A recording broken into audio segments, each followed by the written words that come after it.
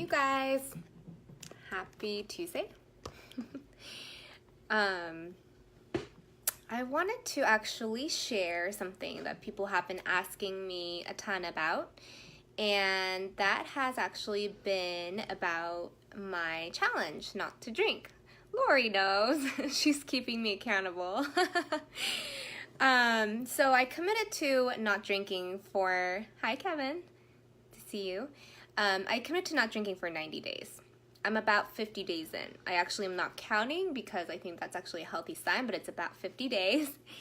And I wanted to share the pros and cons, which I feel like a lot of people don't talk about the cons. They just talk about, oh my gosh, I feel so amazing. And actually my pros are a little bit different from what a lot of people seem to feel. So I want to share that. Hey you guys, happy Taco Tuesday. So anyways, first of all, people ask me all the time, why, hi Omar, what's up? Why I am doing this 90-day no drinking. And if you think about it, it's really not that intense because a lot of my friends have already had babies and I mean, they're doing like 9 months of no drinking. I actually have a lot of friends who've been sober for years at a time, so it's whatever, I guess. But I feel like it's an accomplishment for me, for those of you guys who knew me, especially in college and post-college, because I was a social drinker, to say it very nicely. I used to freaking love drinking, but now the reason I decided to do this challenge is because I just haven't gone really 90 days in a long time of not drinking. And I think it's good to kind of step away from anything that you do consistently for like 10 years, especially for my liver. But also, you know, as I kind of stepped away from doing, you know, the corporate life and just, you know, doing things as people always do it, like people go to happy hour, people like that has always been my culture. I just wanted to test my self-discipline, really build my self-discipline, as well as, yeah, just challenge myself in a different way. And I also wanted that clarity as I embark in, you know, different paths that I'm taking. Anyways, so I'll start with the, you know, negatives of not drinking, because I feel like this isn't something people talk about as often. They're like always like, oh, it's so great, I'm not drinking. Well, you know, I think a lot of it is good, but that's not always the case. There's always pros and cons for everything, right? So number one is I've never been a sugar craving kind of person. Like, I've never bought candy in my life until like a month ago. Candy was never something. Hi Shirley, hi Veronica. Candy was never something that I was fond of. I mean, my parents used to own a Korean bakery, so I was around sweets all the time. It's miraculous that like I'm not like, you know, 500 pounds, because my parents used to own a bakery. Anyways, and the good thing is that I didn't really like sweets because I was never tempted to have sweets. Now that I've stopped drinking, holy crap, like I crave sweets all the time. Like I bought like these little chewy things the other day. I am eating graham crackers. I'm just eating and craving sweets all the time. So that has been like a big shift for me that I notice internally. And number two, I mean, this is probably obvious. I actually miss like a certain flavor of craft beers that I used to enjoy. I was at a bridal shower the other day, and I'm not gonna lie, you know, hi Landon. There was a time that I'm like, wow, that, you know, IPA looks really good. But honestly, it's just kind of like anything else. You can just say, okay, well, that's cool, but I don't really want it, and then move on. It's actually not that difficult once you like commit to it. And number three, and this is an interesting one, and I'm still talking about the negatives of not drinking. Hi, Ebok. E-Box drinking something completely different, but we won't go there today. Anyway, so yeah, so emotions are really intense for me now that I've been sober. I've been sober from drinking for the last 50 days now. Yeah, our Xanadu fam knows what we're talking about what E-Box drinking. Anyways, so my emotions tend to be a little bit more intense. So, you know, when people say how, you know, you're having a drink because you want to take the edge off of, like, you know, a bad day or a stressful day. Literally, I think that's why people drink, to take the edge off. And what happens with that is that your range of emotions actually gets shortened, or, like, you know, smaller, because you're taking the edge off here and then you're taking the edge off here. So you're less intense in your negative emotions, but you're also less intense in your positive emotions. So I feel more intensely just in general. So that's been a shift for me. Now, I'm going to talk about the pros. So those are some of the cons of not drinking. The pros, and number one, is going to be the same thing as the last thing I talked about in the con, because I think it's both. I think it's good and bad, to be honest. So my emotions are more intense. It's more intense positively as well as more intense negatively. Now, what is the positive in that? Well, I think in our society, we tend to think, like, you know, you have this, like, certain range of emotions you're allowed to show up with in the world. You're like, you're too happy if you're this way, you're too negative if you're this way, but, like, you know, at the end of the day, there shouldn't be a judgment about how you feel. Like, your emotions are always valid, no matter what they are. Hi, Drew. Drew was one of my painting clients. Anyway, so my emotions are way more intense, and my emotions are also very, very real time, and I'm very present with my own emotions. So when I'm sad, I'm sadder. When I'm excited, I'm way more excited. So kind of like a child, you know, when kids are excited, they're freaking excited. When they're sad, they show it. And when did we stop doing that? Since we started, you know, medicating ourselves with all sorts of stuff, right, as we grow up. And I really try to go back to the times that I thought drinking was cool, which was like when I was 17. Like, why do we even think that's cool? I don't know. It gives you awful hangovers and all that.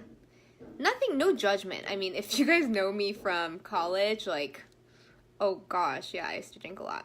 So no judgment at all. I'm just letting you know the pros. So yeah, with that, you just feel more alive. And you get to own every experience.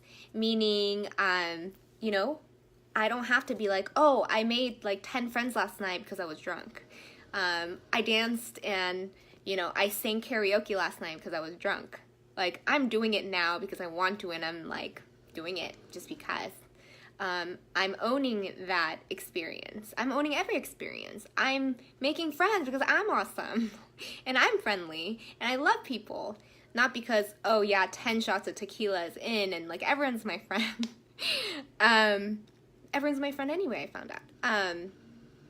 And so you get to own every experience. And there's a lot that comes with that. So when you get to own every experience, it goes both ways. Like, you can be owning your positive experiences and even your mistakes, and you're fully aware, right? You're not doing something stupid and being like, well, that was the alcohol. So, you know, that drunk text wasn't alcohol. So that wasn't me. I'm still, you know, I'm still this way, but like my drunk persona likes to drunk text. Like, it doesn't work like that. You're still one person. Now, the experience of owning everything that you do, every action, every word that you do, and thinking clearly about it, what that allows you to do is gain more confidence. So what that means is, hey, I sang last night at karaoke, and that was because I like to sing, and I feel comfortable in my own skin that I can have fun. And I don't really care what other people think. I don't need a filter of 10 shots of tequila just to dance and have a great time, just like kids. So, and yeah, that's another thing. I feel like a child in the best way possible. Like I just feel very playful. I feel I feel less judgment. I feel just present, more present. And I feel great. Like I feel a lot of clarity. I have a lot of clarity around things. And I think this actually goes back, just very practically speaking, I sleep better. I notice that when I have a drink, I don't care if it's like a beer or just like a glass of wine, I end up feeling like off and I can't really sleep that well. So, you know how people, I don't know about y'all's, but like people, yeah, Josh, that's awesome. So, I mean, there's people around me that that's in my network who haven't drank in a long time, and, props to you. I can only imagine how much money you've saved. I can only imagine how much liver space you saved, all that. But anyways, yeah, so just like Drew was saying earlier, I feel a lot of clarity around just everything. And I think it comes from, sleeping better. You know how people are always like, oh yeah, I dozed off last night? I was like, what does that mean? I never freaking doze off. Like, I try so hard to fall asleep when I used to drink, and like I'd be sitting there like not being able to sleep, and it's like 1 a.m. and I'm like, oh my gosh, like I shouldn't have had that glass of wine because now I'm wide awake for some reason. And then I'm like, well, like, what do I do? Like, do I take melatonin, or like what do I do? So now I'm sleeping better. I do that thing where people doze off. It's so cool. Like I like wake up at 2 a.m. I'm like, oh my gosh, I just fell asleep. That never used to happen. So I actually really enjoy that because now I sleep better, and sleeping better leads to clarity in general, I think.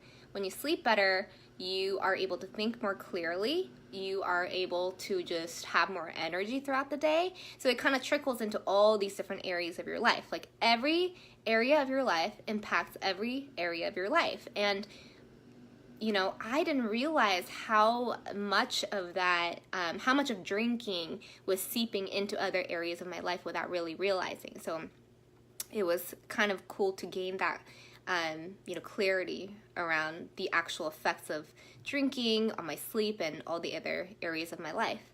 And, there's been a lot of research that self-discipline actually brings more happiness to your life. And by not drinking, I've noticed that I have a lot more discipline, not only in the fact that I've committed to not drinking, so that itself shows a certain level of self-discipline, but also when I say I'm going to get up at 6 a.m., I'm not in bed being like, oh, I shouldn't have had those, 3 glasses of wine last night. Like, it's easier to get up. It's easier to stick to my plan. It's easier for me to, like, actually have control over my life in that sense. And, again, just I kind of almost feel like that first time I was able to kind of do yoga or kind of do like a handstand in yoga. Cheers to your health, no pun intended. Like that excitement that you get when you are like doing something for the first time, or you're proving to yourself that you can do something. And that's how I feel, because for the longest time, and I have no idea why I thought this way, I was like, there's no way I can go 50 days or 90 days without drinking. Like, that sounds awful. Like, these were actual thought process and mindsets that I used to carry. And snapping out of that has allowed me to see that, those mindsets that I thought were so permanent are actually never, ever permanent. Like, you can recreate the way that you think about anything, ever. And the way that I'm starting to see is that drinking isn't something that you have to do. Like, and it's so funny, I started to notice how many people resort drinking directly to connection. And at the end of the day, I think people drink because they need connection. They want connection. They crave connection, and they don't know exactly how to get it. So, for example, like any new friend that I meet, they're like, oh, well, let's grab a drink sometime. Or, old friends, let's grab a drink next week. Hey, let's go to happy hour and get a margarita. I'm like, can we just freaking hang out? Can we just like get some tea and talk about life and watch sunsets and, You know, like actually like be present in that moment, or like why do we have to feel like we have to invite a drink between, you know, our space just to feel connected? In fact, I mean, you know how many times I've had hearts to hearts where I have no idea what we talked about the next day, and I know that we're kind of connected, but I like don't know why. Yeah, I'm down to have a tea party. That'd be actually really cool. I actually went to a tea party at the Acro meetup a while ago, and that was really fun in Costa Mesa. Maybe I'll host one of those. Who's down for a tea party? Maybe we can dress up in like nice little funky hats or something. Anyway, so it's been fun. Anyway, I just wanted to share a few things. And then, like, of course, like, the typical pros of not drinking is that, you know, people ask me, like, oh, do you feel skinnier? Are you losing weight? Like, do you feel better? I'm like, I guess. I mean, it feels really good when I'm not hungover and I didn't wake up next to, like, a thing of pizza that I don't remember eating, I guess. That was back in the day. No judgment. But anyway, so yeah, I guess I feel better, but you know, that wasn't really the reason I did it, and B, like I didn't really do it for like, you know, weight loss benefits. Although I will say my body just generally feels lighter, not like lighter, like I haven't actually weighed myself before and after kind of thing, but like it just feels like lighter, like there's like a less layer of fat. Like, I mean, I think alcohol actually does create a special layer of fat around your abs. So yeah, and then I don't know. So on that, I mean, I'm sure there's so many people who can tell you about like the, you know, physical and health benefits, but I wanted to talk about something that's a little bit less discussed, which is the clarity that you gain, which is that you know, you feel more just childlike and playful, and you get to be more present with your emotions, good and bad. But I think you know, I was actually talking to my friend last night about this, is, you know, those emotions that you push off or that you suppress by drinking or doing whatever, you know, they're always still gonna be a part of you. It doesn't actually go away, right? It doesn't actually leave your system. But by being present with your feelings, even if they seem more intense at the time, you're able to process it then and there, and you're not carrying this baggage of emotions that you haven't actually processed yet. So I think maybe that's why I feel lighter, both physically and emotionally, because I can, you know, really understand my emotions and be able to process them real time rather than carrying them around and, you know, being burdened by them almost. So anyways, it's so cool to hear that so many people are already, you know, not drinking. I guess I've been missing out. I didn't know. So my 90 day is up, I think like September 21st. And I don't know. I'm not really sure if I'll ever actually go back to drinking. I'm really enjoying this journey right now. And maybe like, you know, I don't know. Maybe I will down the road have like a nice beer here and there. But you know, a lot of people ask me like, do you have cravings or what do you do? Like, I don't have cravings per se. I don't actually even miss it or think about it that much. So yeah. And I still have fun. Like, I still love to like dance. I love to go sing. I mean, I do all those things actually more confidently. So anyways, would love to hear of any of y'all who have had any kind of detox from drinking, and if you've had any other pros and cons. You know, I think it is something that could affect both ways. Again, you know, my cons were that my sugar cravings. So maybe I need to do something about that. Sugar is also kind of bad for you. It's probably really bad for you. But so I'll work on that. Maybe that'll be my next detox challenge. Hi, John. What's up?